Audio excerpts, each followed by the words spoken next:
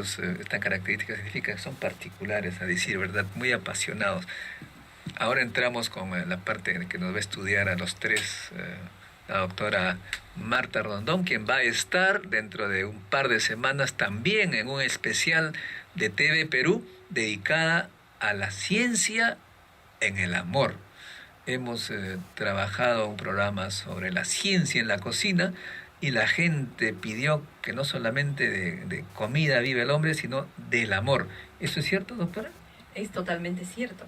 Si a un niño recién nacido no se lo abraza, no se lo tiene en brazos, aunque se le dé de comer adecuadamente, ese niño no desarrolla adecuadamente, no crece, no gana peso y no logra los hitos del desarrollo normales como los niños que sí son abrazados y tomados en brazos. ¿Usted me quiere decir que el afecto tiene, digamos, efectos físicos en peso? Así es, a través de la piel y de otros medios como el cerebro capta las señales del medio ambiente, toda la información respecto de cómo nos tratan los demás y el afecto que recibimos llega al cerebro y puede causar modificaciones tanto en el funcionamiento como en la estructura del cerebro. Entonces, el afecto y la exposición al estrés o al trauma cuando uno es muy pequeñito va a tener consecuencias para el resto de la vida. Jorge, creo que nosotros no hemos recibido mucho afecto de niños, somos un poco flacos, ¿no? Sí. Bueno, pero además me dicen algunos que el afecto que uno recibe de niño, de bebé, finalmente tiene efectos en el cerebro y que es finalmente lo que define la vida. Así es, modula el funcionamiento de algunas partes primitivas, como es lo que encontramos en el lóbulo límbico, el hipotálamo y la amígdala, que tienen que ver con cómo reaccionamos, cómo manejamos la hormona liberadora del cortisol. Este cortisol, como usted sabe, es la hormona que nos permite enfrentarnos al estrés. Entonces, si yo estoy cruzando Javier Prado y se me viene un camión encima, voy a liberar como 200 veces la cantidad de cortisol normal y eso me va a dar una fuerza descomunal para atravesar la pista antes que el camión me aplaste, por ejemplo. Y luego esta respuesta desaparece y yo recupero la normalidad. Pero si en la primera infancia o en la vida intrauterina he sido sometida a estresores muy grandes, va a haber alteraciones que van a determinar que frente a los estresores se incrementa la cantidad de cortisol y se queda elevada. Y el cortisol, que está permanentemente elevado, va a causar daño sobre el corazón, los pulmones, el estómago, la distribución de la grasa y también va a causar algún daño en las neuronas, produciendo lo que se llama la apoptosis, o sea, la muerte cerebral. La muerte cerebral. Neuronal. Claro, la apoptosis es muerte de células. De células. O sea, también el amor en la niñez finalmente produce enfermedades de estrés. La falta de amor. La falta de amor. La falta de amor. ¿Eres estresado, Jorge? No. No luce estresado. No, ¿y yo? Tampoco.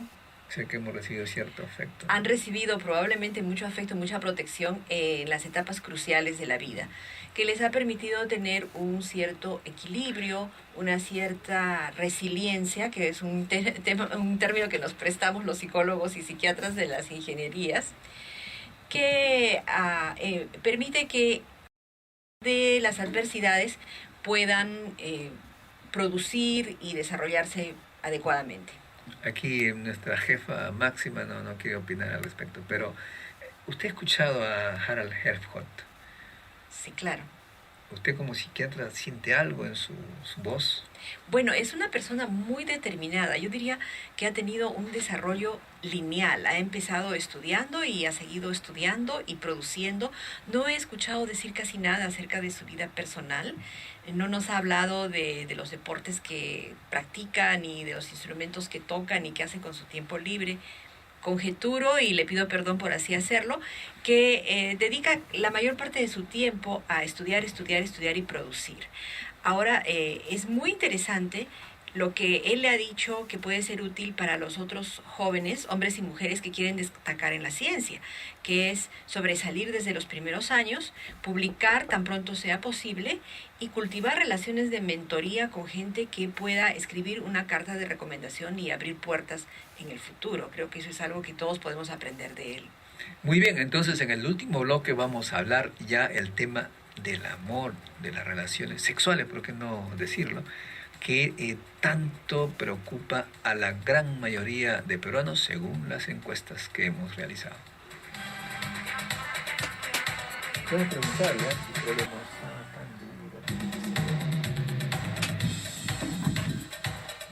Gracias amigos por seguir con nosotros en el Encuentro con la Ciencia. Estamos conversando con la doctora Marta Rondón, psiquiatra, que nos estaba explicando un poco la característica de Harald Helfgott, de Jorge Chao y un poquito del pobre conductor de este programa. Pero ahora vamos a tratar el tema que preocupa a la gran mayoría de peruanos, que es la relación afectiva, de amor y de sexo. Doctora, pregunté a un amigo cuál era el problema de los peruanos en general. Dijo, la gran mayoría de problemas son sexuales. ¿Usted eso confirma un poco de acuerdo a sus pacientes? ¿Es un tema recurrente en nosotros los peruanos? Creo que el tema de la sexualidad es un tema muy importante para los peruanos y las peruanas, pero también para la gente de todo el mundo, un poco porque hablamos de eso más abiertamente que antes. Ahora, creo que es un peligro asumir una posición pansexualista como hacía Freud y atribuirle a dificultades de la relación sexual o entre los sexos todas las dificultades de la vida. Hay otros aspectos que son igualmente importantes. No debemos olvidarnos que lo que las personas buscamos es la autorrealización. Y para llegar a la autorrealización, que es como la marca de la salud mental, tenemos que desarrollarnos integralmente como seres humanos que nos relacionamos con otros seres humanos, pero que también realizamos algunas tareas en relación a nuestra comunidad y a nuestra sociedad.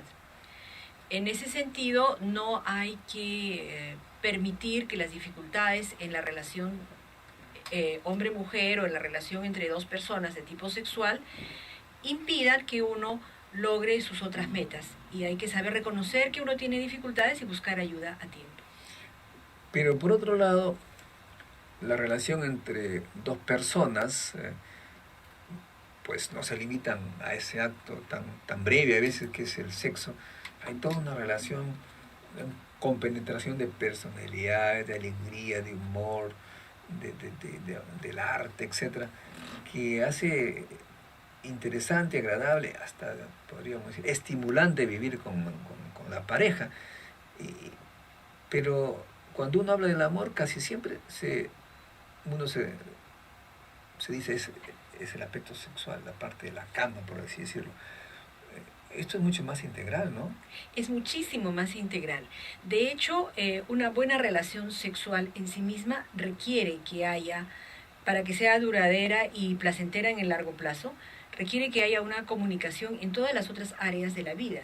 Eso lo observamos nosotros cuando vienen las pacientes a quejarse de dolor durante el coito, por ejemplo, dispareunia. Para esta queja no hay ninguna razón física en general, sino que refleja que, por ejemplo, la señora se ha sentido mortificada por algún maltrato, que está siendo frustrada en sus expectativas, en otros aspectos de la relación, que está sometida a una conducta controladora por parte del cónyuge. Entonces, esto viene a notarse cuando no se conversa adecuadamente en la relación sexual, que se deteriora por causas que trascienden a la parte puramente física. Pero por otro lado también se nota, de acuerdo a algunas estadísticas que se publican por allí, preocupantes, de que la relación sexual a veces es totalmente ajena al amor, violaciones, hasta se habla de incesto que hay entre a veces padres contra las hijas, exile contra las hijas, pero también una cosa que me ha sorprendido, de madres contra sus hijos, hombres. ¿Eso es posible? Es posible, es desgraciadamente frecuente. El incesto es muy frecuente en nuestro país. Se estima, con base en las investigaciones, que alrededor del 15% de mujeres menores de 15 años han tenido algún tipo de tocamiento o relación sexual no consensuada, en general a manos de un miembro de la familia. Puede ser el padre, el padrastro, los tíos, los hermanos o algún otro miembro del entorno doméstico. Y también hay casos descritos y muchas veces incluso denuncias de jovencitos que han sido abusados sexualmente, ya sea por la madre o por la cuidadora. Por eso no tiene absolutamente nada que ver con el amor, es un acto de poder, porque algunos tienen el placer de ejercer poder, sea económico, político. Así es. Desde la perspectiva feminista se entiende que la violación y el abuso sexual no es una patología de la sexualidad, sino que es una manera de expresar la violencia y el deseo de subordinar o humillar a la otra persona. Y autoafirmarse, me contaba cuando era joven, que para afirmarse sexualmente el hombre a veces no necesita sentir amor, tiene que hacer el coito para sentirse hombre, y la mujer igual tiene que tener varios machos para sentirse atractiva. Es una cosa que tampoco tiene que ver con el amor. Eso no tiene nada que ver con el amor, tiene que ver con serios problemas de la autoestima y con un narcisismo más bien mal entendido. Algunas autoras dicen que en los países donde hay mucha pobreza y mucha inequidad, los hombres se sienten amenazados en su masculinidad porque no tienen trabajo, porque son maltratados, porque son excluidos de los beneficios de la sociedad. Y entonces necesitan afirmarse como hombres, como machos, como usted ha dicho, y necesitan pues poseer sexualmente a una mujer, porque la única manera que les queda para expresar su masculinidad es a través del uso genital. Igual hay políticos, hay ministros, bueno, no quiero, tal vez habrá habido en el pasado, de repente hoy no, pero se sabe que gente con poder que le da el Estado a veces abusa, ¿no es cierto? También eso no tiene nada que ver con amor, pero por otro lado también hay lo otro, de que hay mujeres que aprovechando esta historia acusan a sus jefes de hasta de acoso que no existe para evitar que la despidan, o a veces cuando son despedidas también acusan falsamente para tratar de regresar al trabajo. Eso también... Seguramente que existe, sin embargo creo que se ha avanzado muchísimo en el reconocimiento de la figura del acoso sexual como una situación que ocurre en los empleos. Desgraciadamente yo en la práctica clínica veo muchísimos casos de mujeres que han tenido que salir del empleo porque eran acosadas por sus jefes. Generalmente es una persona que tiene un poquito más de poder nada más, no es el jefe máximo. No, es un poquito más de poder, que está muy deseoso de afirmar su poder a través del abuso sexual. Y lo hacen también en otros campos, el poder lo ejercen, parece que a la gente les gusta el poder, ¿no? La gente que es insegura necesita ejercer el poder en pequeñas cosas para reafirmarse. Y a veces también tenemos gente tremendamente poderosa como Dominique Strauss-Kahn, ¿no? Que habiendo sido el presidente del Banco Mundial, organizaba orgías, contrataba prostitutas y parece que en realidad sí intentó abusar de la mucama. Personas que están constantemente expresando su masculinidad a través del abuso sexual. Lo que sí se sabe, aparentemente en el Perú, es que este ejercicio de poder se da con las señoras en la casa, las señoritas, las jovencitas. Usted no ha tenido clientes porque te cobra pues ahí. Bueno, pero yo he trabajado en el Estado, trabajo en Impares, donde veo muchas personas con menor poder adquisitivo también, y he visto muchas veces y también mujeres grandes que cuando están narrando la historia te cuentan cómo fueron iniciadas sexualmente cuando trabajaban en la casa por el hijo de la patrona. E inclusive ahora tenemos mujeres, más bien ya desde otra óptica, que vienen a preguntar cómo manejar la conducta del hijo adolescente que está tratando de pasarse y de faltarle el respeto a la empleada, ¿no? Que es algo que uno tiene que aprender a guiar a los hijos para que puedan hacer un uso adecuado de su sexualidad.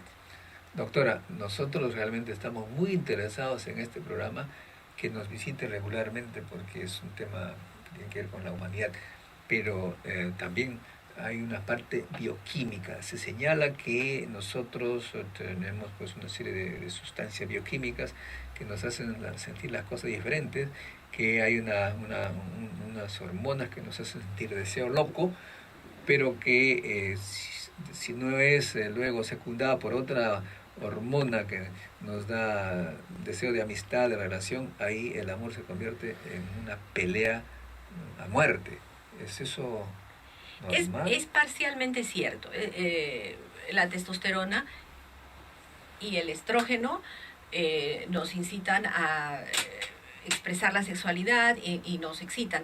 Y parece que es necesaria la presencia de la oxitocina para tener algunos sentimientos de vínculo y de cuidado hacia la otra persona.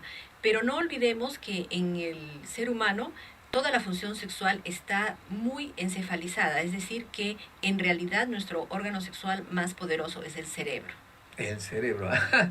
Qué interesante. Bueno, amigos, estamos realmente con un tema que lo hemos abandonado por prejuicios, le diríamos tontos, y que han impedido a los peruanos de amar bien, de comprender lo que es el amor. Y por eso es que estamos tal vez en una sociedad desequilibrada, en la que los medios de comunicación se ensañan con nosotros y nos muestran cada tipo de violencia, muerte, sangre. Menos mal que nosotros en nuestro centro de preparación para ciencia y tecnología no tenemos sino el cable para ver otras cosas. Pero sobre estos temas, doctora, podrá venir regularmente con nosotros para explicarnos. Va a ser un placer, un gusto poder colaborar en lo que usted guste mandar. Muchas gracias, amigos, por habernos escuchado. Estamos entonces en Encuentro con la Ciencia, y de ahora en adelante no solamente será astronomía, radio observatorio, sino también con la bioquímica en el cerebro. No quiero decir con el alma, porque ya son términos un poco curiosos. Amigos, regresamos el próximo domingo, y no se olviden, con TV Perú vamos a tener hoy El origen del universo, y dentro de semanas La ciencia en el amor con la doctora Marta Rondón.